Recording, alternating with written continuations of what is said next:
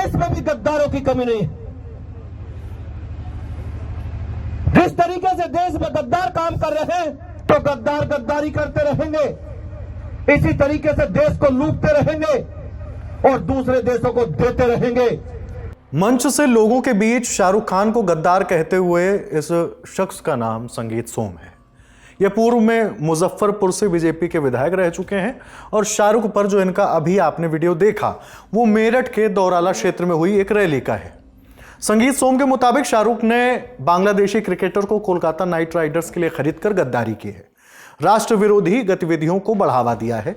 किस क्रिकेटर की बात हो रही है ये आगे बताएंगे, लेकिन पहले संगीत सोम का पूरा बयान सुनिए।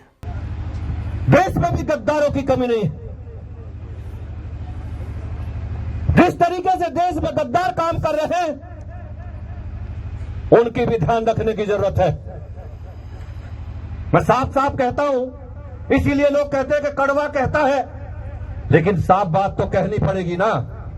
अगर साफ बात नहीं कहेंगे तो गद्दार गद्दारी करते रहेंगे, इसी तरीके से देश को लूटते रहेंगे और दूसरे देशों को देते रहेंगे।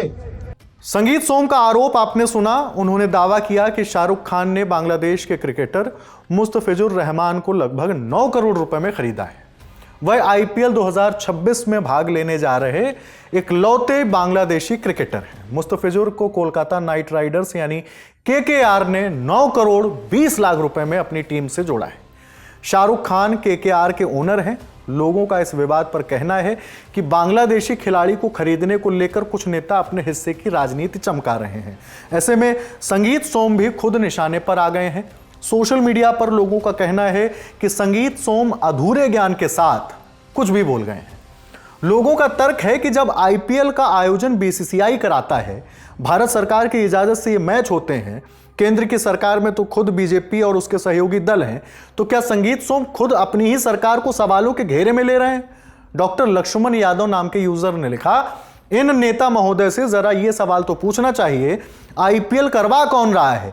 आईसीसी का चेयरमैन कौन बना बैठा है? और अगर इतनी ही दिक्कत है तो सरकार भी तो आपकी ही है, कैंसिल करवा दीजिए। लेकिन फिर आपका नफरत का कारोबार कैसे चलेगा?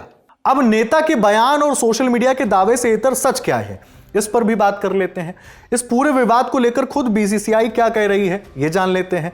इंडिया टुडे की रिपोर्ट के मुताबिक भारतीय क्रिकेट नियंत्रण बोर्ड यानी बीसीसीआई ने फिलहाल बांग्लादेशी खिलाड़ियों पर प्रतिबंध लगाने से इनकार कर दिया है और कहा है कि वो वेट एंड वॉच की जो पद्धति है उसे अपना रहे हैं और वो सरकार के निर्देशों का इंतजार कर रहा है। बीसीसीआई का साफ कहना है कि वह सरकार के आदेश के बिना बांग्लादेशी खिलाड़ियों पर रोक नहीं लगाएगी। पिछले साल बीसीसीआई ने टीम इंडिया का बांग्लादेश दौरा भारत सरकार के निर्देश पर स्थगित कर दिया था। अब अगर संगीत सोम के बारे में बात करें तो यह अक्सर अपने विवादित बयानों को लेकर चर्चा में रहे हैं।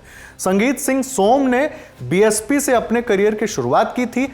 इसके बाद बीजेपी, सपा और फिर बीजेपी में आ गए। संगीत सोम ने पहला चुनाव 2009 में मुजफ्फरनगर लोकसभा सीट से लड़ा था। 2009 में जब बीजेपी ने उन्हें लोकसभा का टिकट नहीं दिया तो उन्होंने पार्टी को अलविदा कह दिया और सपा में शामिल हो गए। सपा ने उन्हें मुजफ्फरनगर लोकसभा सीट से टिकट दिया, लेकिन सोम यहां चुनाव हार गए। 2011 में सोम फिर से बीजेपी में शामिल हो गए। 2012 में सरधना विधानसभा सीट से विधायक बनते हैं। संगीत सोम 2017 में बीजेपी से दूसरी बार सरधना सीट से विधायक बने। 2013 में मुजफ्फरनगर दंगों से उनका नाम जुड़ा, उन्हें आरोपी बनाया गया था। बाकी शाहरुख खान पर उनकी टिप्पणी को लेकर आप अपनी बात कमेंट बॉक्स में जरूर रखिए। यह खबर आपके लिए लिखी है हमारी साथी सुप्रिया ने। मैं हूं हिमांशु, नमस्ते। यहाँ कबूतर एक पंख से उड़ता है और दूसरे से अपनी इज्जत बचाता है।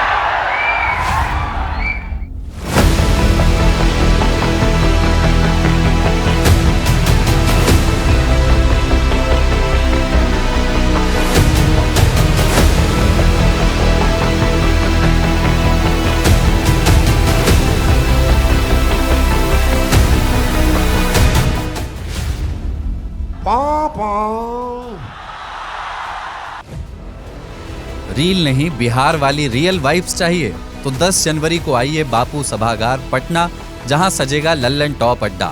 thelallanTop.com खोलो, बैनर पर क्लिक करो और तुरंत करो रजिस्टर और पहुंच जाओ पटना के सबसे जबरदस्त अड्डे में।